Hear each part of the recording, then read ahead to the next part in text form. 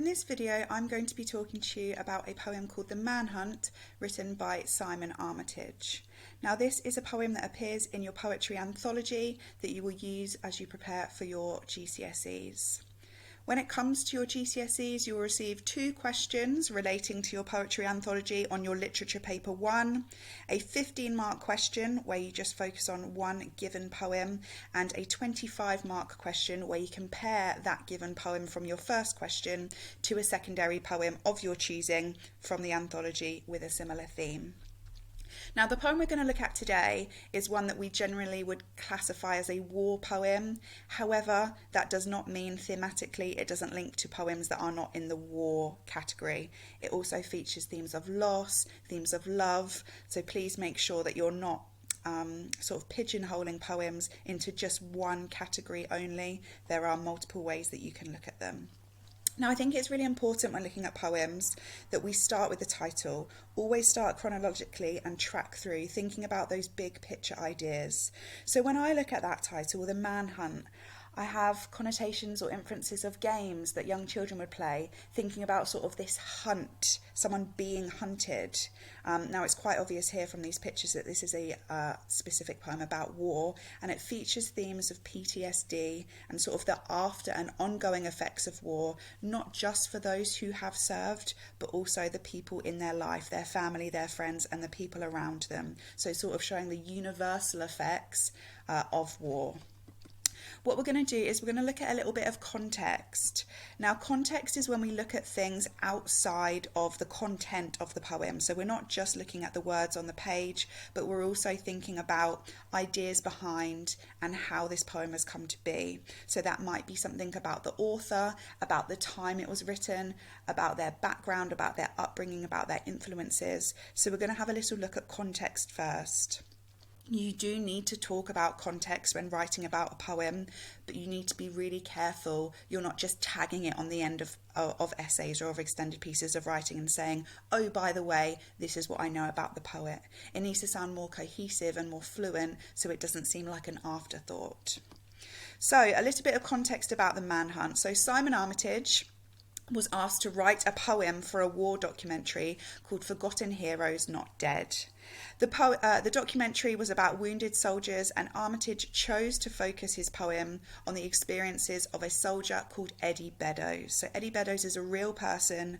He was a peacekeeper in Bosnia during the Gulf War. He was discharged from service, so they said that he could leave due to the injuries that he received, due to his depression, and due to post-traumatic stress disorder. The poem is sometimes referred to or known as Laura's poem. This is because the way it is written, it is from Laura's voice. It is her talking about her husband through Armitage's writing. What we're going to do is going to watch a very short clip just showing Eddie Beddoes and showing some of his injuries and suffering he received whilst at war.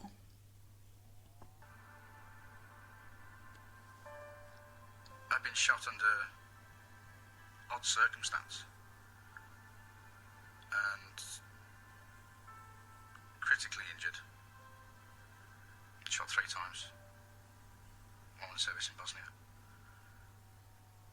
And I had the round enter in through the top underneath my eye and went through the cheek and blew the corner out the bottom jaw and went down the neck, nicked the carotid artery, bounced off the scapula, bounced off the collarbone into the top of the shoulder, shattered the shoulder, bounced into the scapula, shattered the scapula, broke 2 ribs at the back, then went through the back of the right lung, through the back of the heart, scar in the back of the heart, punctured the top of the left lung, right and left side, broke 2 ribs, left side, 3rd and 4th down, and then bounced off the rib cage through lower diaphragm, scraped my stomach, punctured my intestine, and then came to rest by my kidney. I was a different person before I got shot. I was a young lad, 19, outgoing, happy, the world was my oyster, not a problem. By the time I got out of hospital, I was depressed, I was disfigured, I was injured, disabled, useless. I couldn't do what I wanted to do. there was too many barriers. And then So there Eddie himself describes his experiences of war. So Armitage met Eddie, sat down with him, spoke with him deeply about his experiences, and then he wrote this poem inspired by Eddie.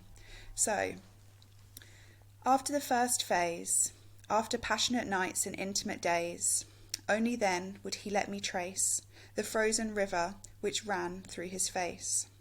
Only then would he let me explore the blown hinge of his lower jaw, and handle and hold the damaged porcelain collarbone, and mind and attend the fractured rudder of shoulder blade, and finger and thumb the parachute silk of his punctured lung. Only then could I bind the struts, and climb the rungs of his broken ribs, and feel the hurt of his grazed heart. Skirting along, only then could I picture the scan, the fetus of metal beneath his chest, where the bullet had finally come to rest. Then I widened the search, traced the scarring back to its source, to a sweating, unexploded mine buried deep in his mind, around which every nerve in his body had tightened and closed. Then, and only then, did I come close. So here we have a very conversational poem from the perspective of Laura, who is Eddie's wife, talking physically about the ailments to his body, sort of from the first couplet, working her way down his body step by step, exploring the damage that this bullet did to him.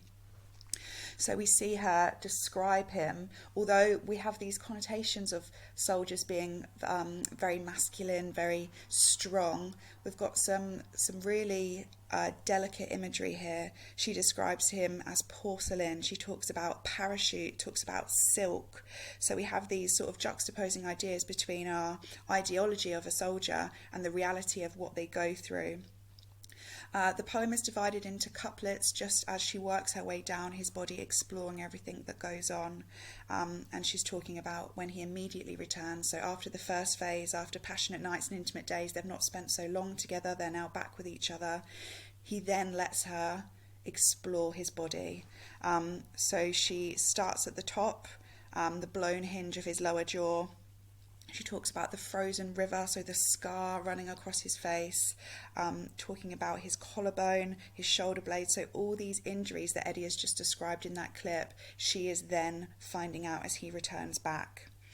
We also find out that as well as these physical things, these things that we can see on his body, these scars and these marks, she searches back slightly more and finds beneath all of that, she describes it as a sweating, unexploded mine buried deep in his mind. So this is the real reference to PTSD and this idea that underneath him something is still hurting. Yes, his skin hurts and his bones hurt and things have changed, but deep inside his mind there is also real pain and real turmoil through the things that Eddie has seen whilst at war.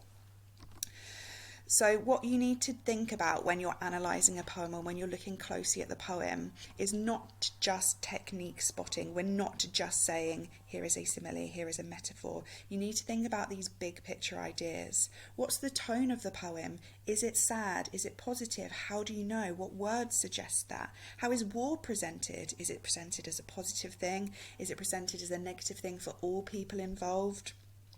Why is it from the perspective of Laura? Why is this conversational piece? What effect does this have on the reader?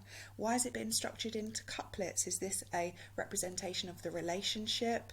How is the man in the poem presented? So you're not just looking at, okay, what makes a poem, but we need to think about Armitage's message. What is he trying to say through his poem and how is he getting that across? I think it's really important to... obviously you don't need to talk about every single line, what happens here, what happens there, but going through, tracking chronologically, working at the beginning, how do we feel about the start? As it develops, what do we find out? And towards the end, what is the message we are left with? Now, an example question that you may get for this poem, and once again I want you to remember that it would not just be about war, but you might get an exam question that reads like this. Read the poem The Manhunt by Simon Armitage. In this poem, Armitage explores ideas about war. Write about the ways in which Armitage presents war in this poem. That would be a 15-mark question, and you would be expected to spend about 20 minutes responding to that question. Now, the second part of that, you would compare it to a second poem of your choosing, but for this one, you would just be looking at the poem which would be directly in front of you. So I'd like us to start thinking about, okay, so how does Armitage present war? Does he present war as something horrifying for everyone? Does he present it as something that can be overcome with love? Does he present it as something that is really mysterious to those outside and don't understand? Does he present it as something really negative? How about Eddie Beddoes? How does he view war? So I think it's important to ask all these questions and all these ideas and gather that information.